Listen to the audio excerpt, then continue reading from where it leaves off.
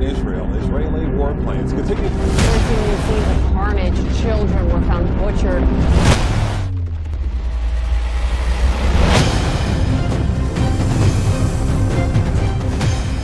Alas 10 na ng umaga ngayon sa Gaza Strip at sa Israel.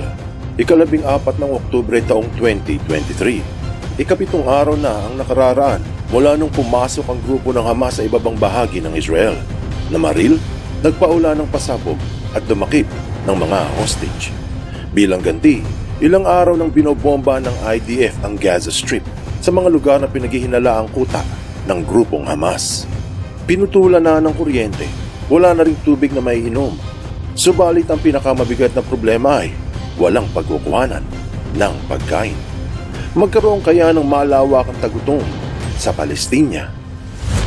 Mayroong mga naniniwala at marami din namang naghihinala. Ang tanong, totoo ba?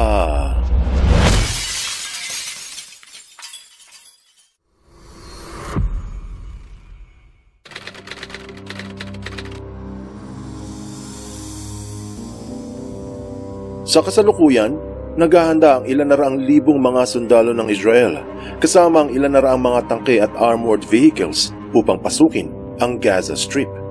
Kaya naman bago ito planuhin, nagpahayag muna ang mga Israeli na paalisin ang mga sibilyan ng Gaza sa loob ng 24 oras upang hindi madamay.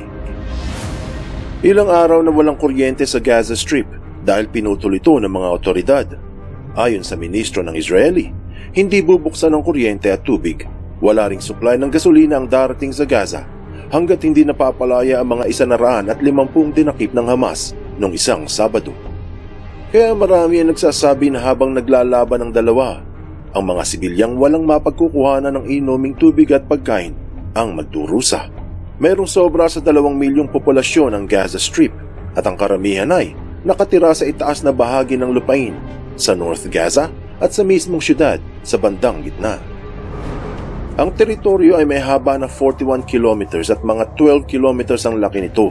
Mas malaki ng kaunti kumpara sa syudad ng Cebu, pero medyo maliit kaysa sa syudad ng dapitan sa probinsya ng Zamboanga. Isa ito sa pinakasiksikang syudad sa gitnang silangan, pero may mga 2 milyong katao ang nananahan.